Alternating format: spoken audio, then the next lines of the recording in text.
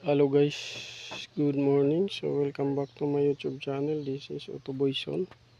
So mayroon tayong i-check ngayon na MIUI 125. So ang issue nito, bigla na lang namatay, hindi na umandar. So una nating chinik ay yung battery. Ito. So upon checking, so low-bat yung battery.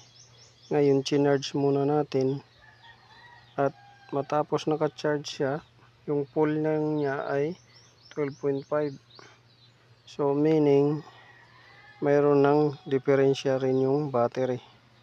Hindi siya naka 12.6. So mayroong plate na medyo mahina na. So una nating chinik ay battery kagad kasi push start yung ginagamit ng may-ari nito. So upon checking guys, ito chinarge natin dahil low bat nga yung battery at ito naka-full na tayo ng 12.5. So sunod natin guys i-check itong fuel, kung mayroon siyang fuel. So tumutunog naman yung ano niya, pump pagka pinindot natin. So ito, pakinggan ninyo, tumutunog yan. So mayroon, gumagana yung pump. Tapos itong fuel, makapa ninyo dito kung aabot yung fuel. So ignition on natin, ignition in. Ayan, nakakapa ko. So nagbabibrate sa loob, meaning mayroong lumalabas na fuel dito, umaabot. So umaabot dito yung fuel. So simula sa pump dito hanggang dito mayroong supply. So dito tayo sa kuryente uli. Ngayon sa kuryente niya, so siyempre chinik natin yung spark plug dito kagad. So una nating napansin ito, putol. So naputol yung spark plug ito.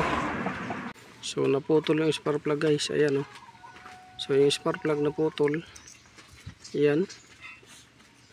So walang kuryente talaga dyan na lalabas dahil naputol. So yung dahilan nito guys ng pagkaputol ay overheat.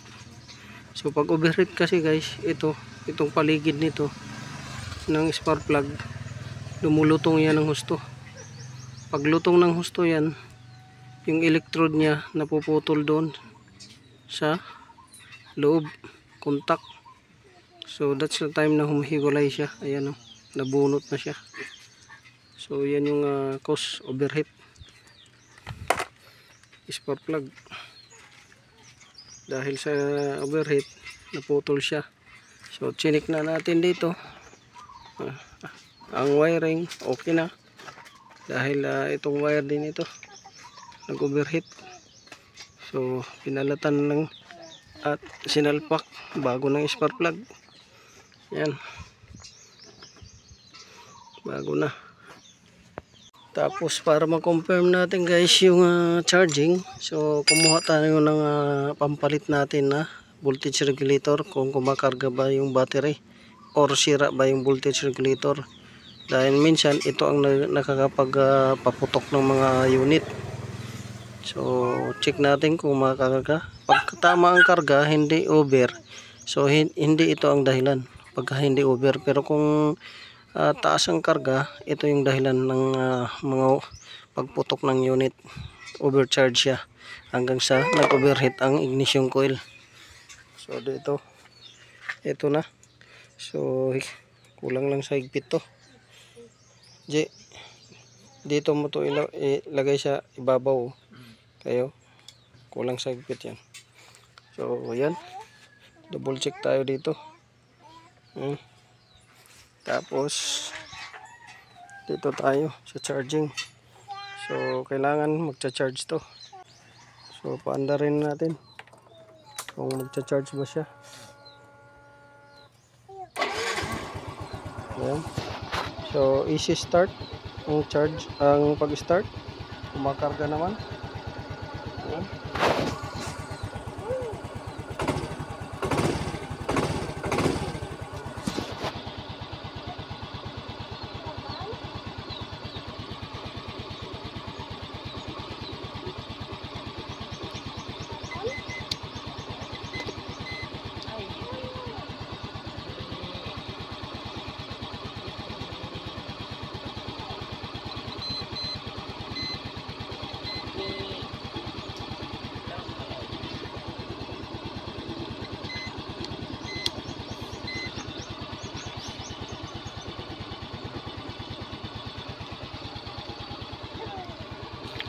So, walang check engine.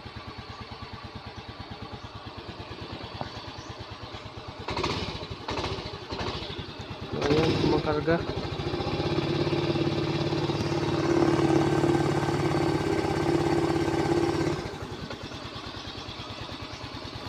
So, meaning, yung konting diferensya lang nito ay yung battery. 12.5 lang.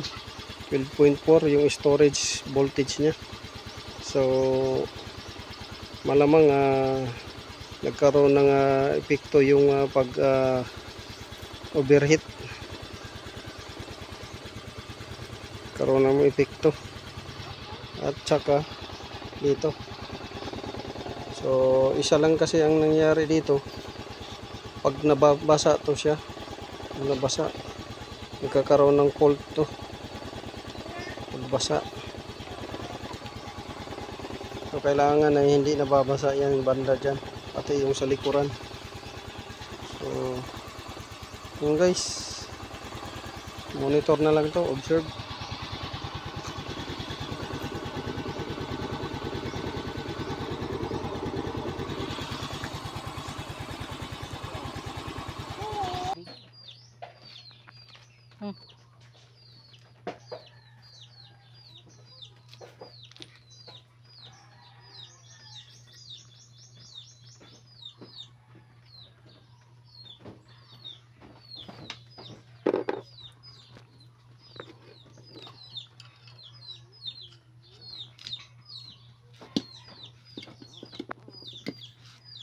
Pareho? Ini sira naman. Taok naman sira. Taas. Sira. Sangko naman.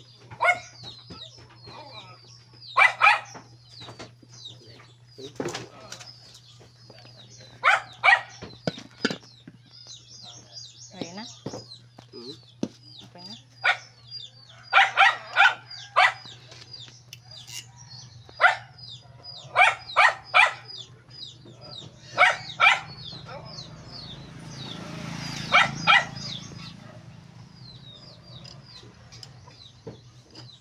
May kuyang sa likod, diba?